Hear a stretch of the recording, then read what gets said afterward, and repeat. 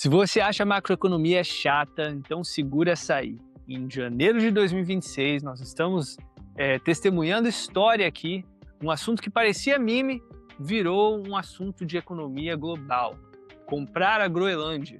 Isso aí virou um gatilho de tarifa, virou tensão com a Europa e adivinha, virou um movimento em dólar, ouro, juros e sim, cripto. E hoje eu vou te mostrar de um jeito simples o que realmente está acontecendo, sem política, sem torcida, só leitura de cenário, e como isso pode afetar as decisões de patrimônio em 2026. Mas antes de começarmos, isso aqui é só um conteúdo educacional, não é recomendação de investimento. Meu objetivo é te dar clareza, te dar ferramentas para você tomar as decisões certas e informadas. Eu sou o Vitor Hugo, brasileiro que cresceu nos Estados Unidos. Eu vivi o mercado tradicional por dentro, trabalhando em bancos, e nos últimos anos eu mergulhei pesado em DeFi e ativos digitais. Então eu vou te traduzir as duas línguas, o Wall Street e também o cripto. E já vou te pedir uma coisa, assiste até o final porque eu vou te trazer um framework. Uma framework muito simples, 3 filtros que eu uso para decodificar a notícia. E no final eu te explico como você pode aprender a arquitetura patrimonial comigo com o método sem hype.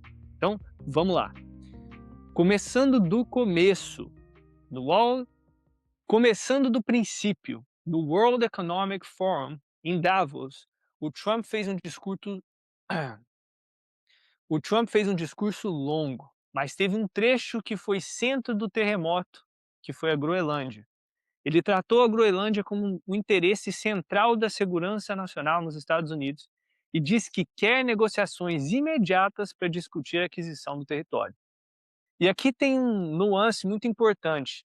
Ele também disse que não pretende usar força militar para fazer isso. Então você pode pensar, ué, então acabou. Não necessariamente, porque um instrumento de pressão hoje virou outro, algo chamado tarifa.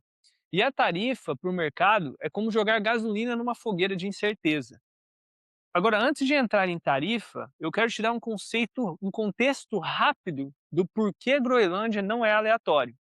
A Groenlândia ela fica numa posição estratégica no Ártico.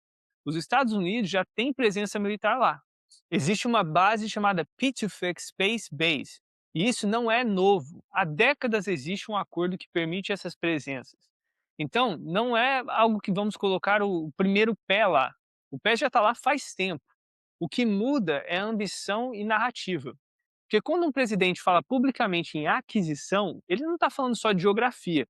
Ele está falando de poder, logística, defesa no Ártico, rotas e também minerais naturais.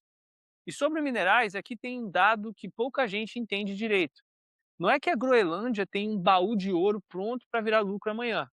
Ela tem potencial, mas mineração em gelo, infraestrutura limitada, custo e licenciamento ambiental vão ser sim um desafio. Tudo isso é muito complexo. Então, ainda assim, do ponto de vista geopolítico, o tema é sério.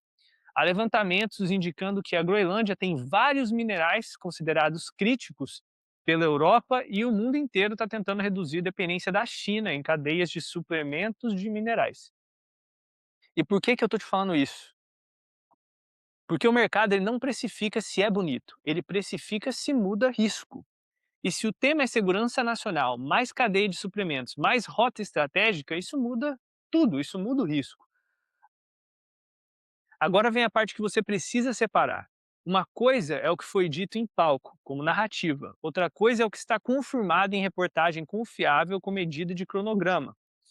Então vamos para o que foi confirmado. Segundo reportagens de imprensa financeira, o Trump ameaçou impor tarifas de 10% sobre importação de 8 países europeus a partir do 1º de fevereiro. E mais, esse plano teria uma escala de 25% a partir do 1º de junho, caso não houvesse acordo ligado à aquisição da compra da Groenlândia. E aqui eu quero tirar o misticismo da palavra tarifa.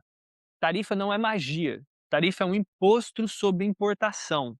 É quando você coloca imposto, alguém paga, ou a empresa absorve na margem, ou repassa no preço, ou nos dois. E quando isso acontece, o mercado ele faz 4 perguntas na hora. A primeira, isso aumenta a inflação?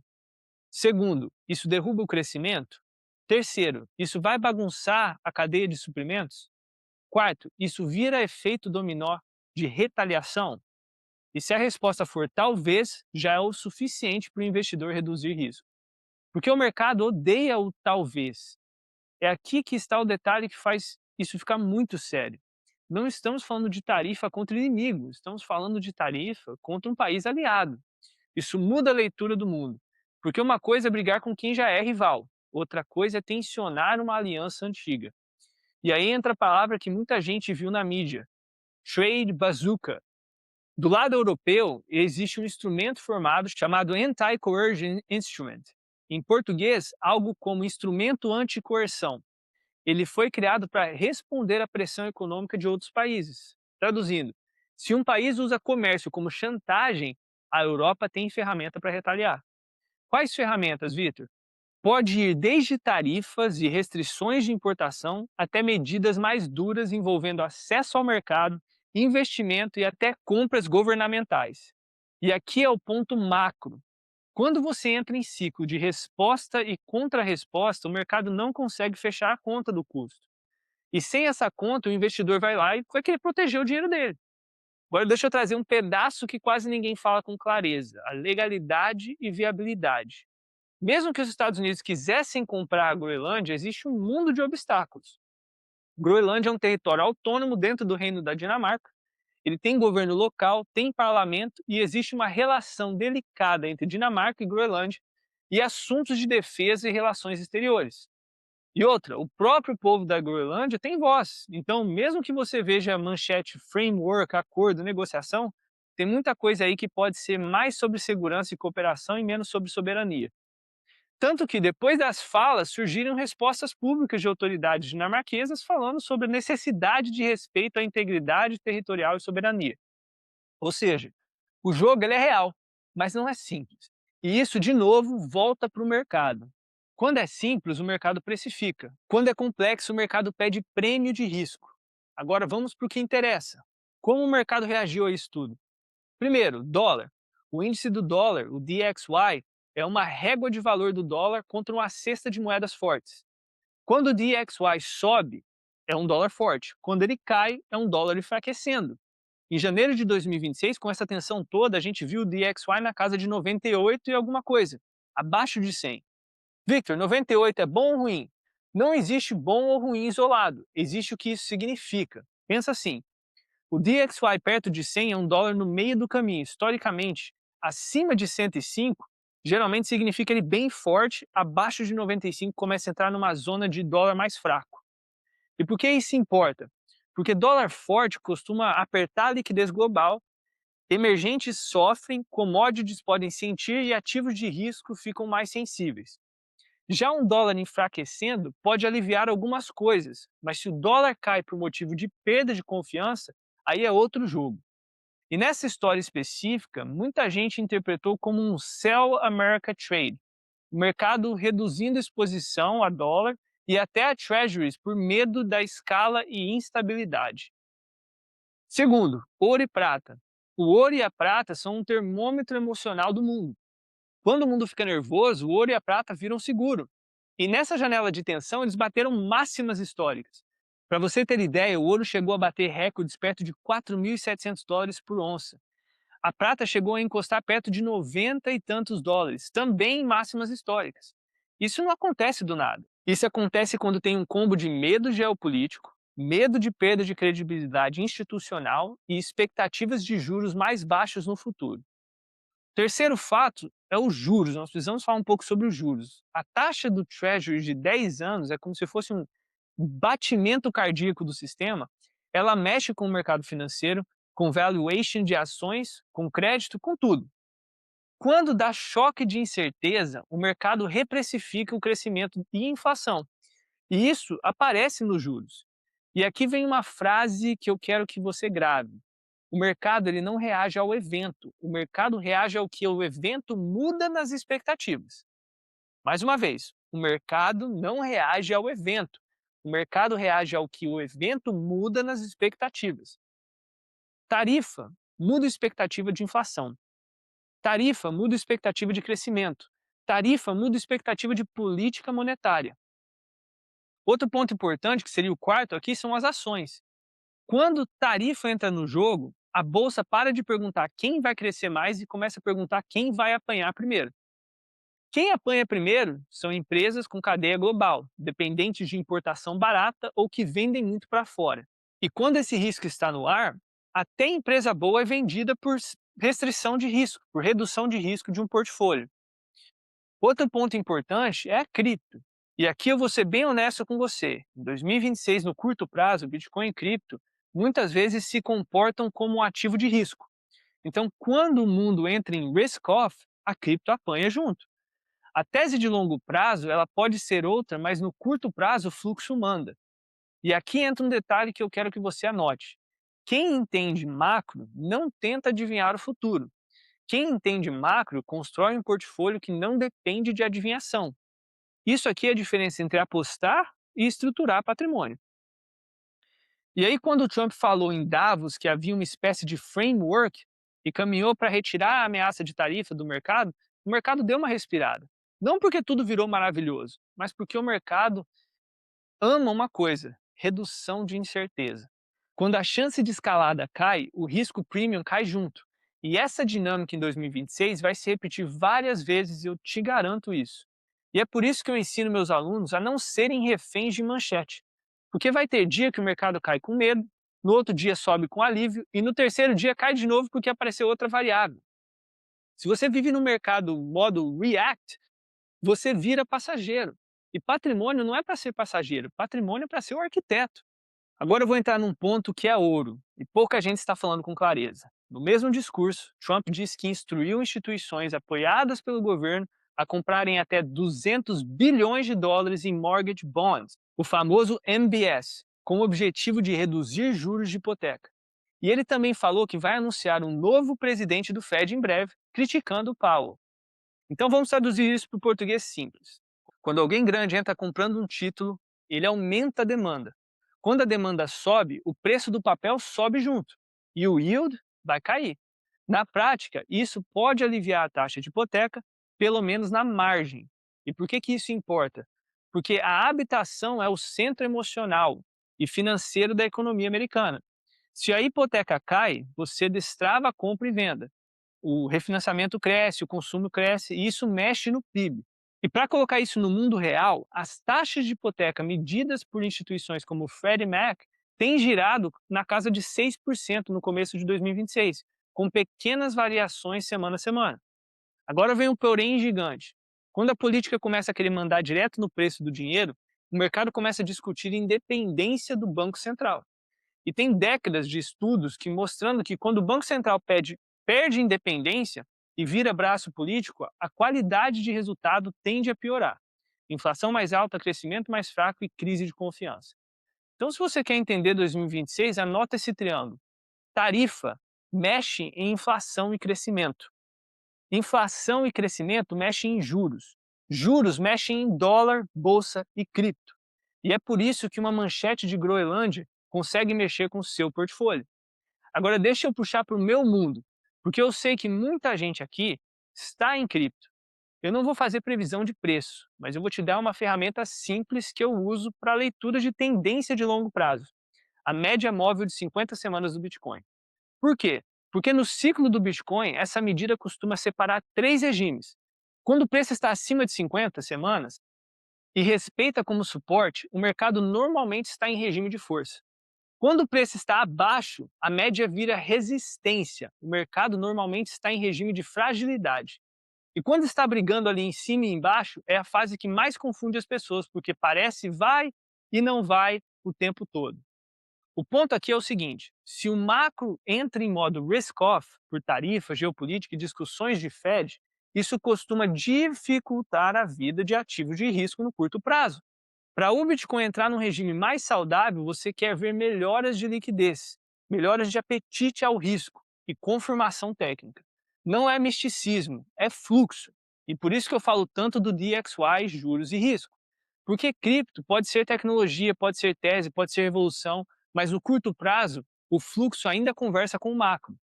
Agora, para fechar, eu vou te dar um framework que eu uso, que é muito simples. Toda notícia eu passo ela por três filtros. Filtro número 1, isso muda a liquidez? Ou seja, mexe em juros, crédito, acesso ao dinheiro? Filtro número 2, isso muda custo de cadeia? Ou seja, energia, frete, importação, tarifa, tudo que vira preço final. Número 3, isso muda risco geopolítico? Ou seja, alianças, sanções, guerras comerciais, ruptura. Se a notícia bate em um desses filtros, eu presto muita atenção. Se bate nos três, eu paro tudo e estudo. Groenlândia mais tarifa mais Fed, bate nos três. E aí entra uma frase que você já me ouviu falar. O sistema não está quebrado, ele está funcionando exatamente como ele foi desenhado. Só que não para você, se você não entende as regras. E aqui eu quero falar especialmente com o brasileiro que mora fora. Se você ganha em dólar, vive em dólar, seu risco não é só perder dinheiro no ativo. Seu risco é tomar decisões grandes baseadas em narrativa errada. É trocar estratégia por ansiedade. É vender no medo e comprar no hype. É viver em modo react. E é por isso que eu falo tanto de arquitetura. Porque blindar patrimônio não é adivinhar o próximo movimento. Blindar o patrimônio é construir uma estrutura que sobreviva a vários cenários. Agora, se você quer aprender a pensar como um gestor de risco, você não escolhe um futuro, você trabalha com cenários. Eu enxergo 3 cenários possíveis para esse tema Groenlândia, Tarifa e Europa. Cenário 1, desescalada real.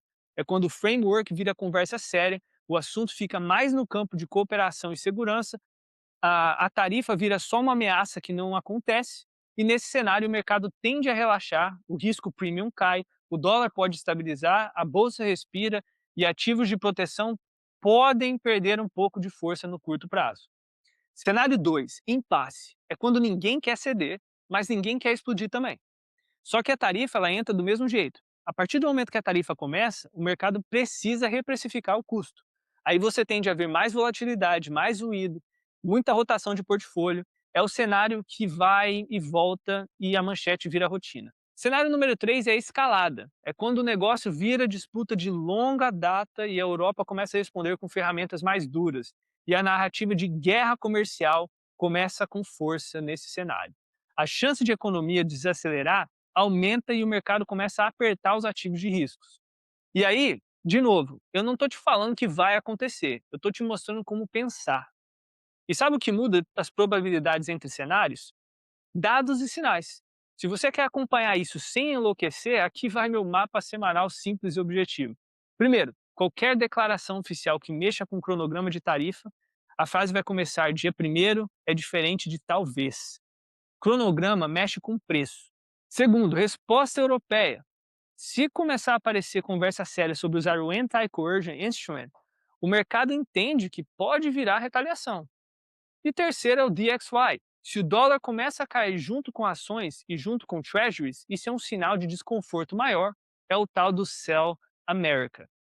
Quarto, juros longos, especialmente o de 10 anos, porque juros longos contam uma história de confiança. Quando a confiança balança, o custo do dinheiro muda. Quinto, ouro e prata, porque eles contam a história do medo.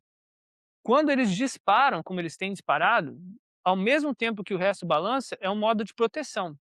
E sexto, o Bitcoin versus a média móvel de 50 semanas, porque esse é meu termômetro simples de tendência, sem drama. Se o Bitcoin estiver tentando recuperar a tendência num ambiente de risco, você precisa respeitar isso. E agora eu quero que você perceba que o que eu acabei de fazer, eu te dei um painel, não te dei palpite. Isso é inteligência patrimonial. Tá, Vitor, e aí, o que isso muda para mim?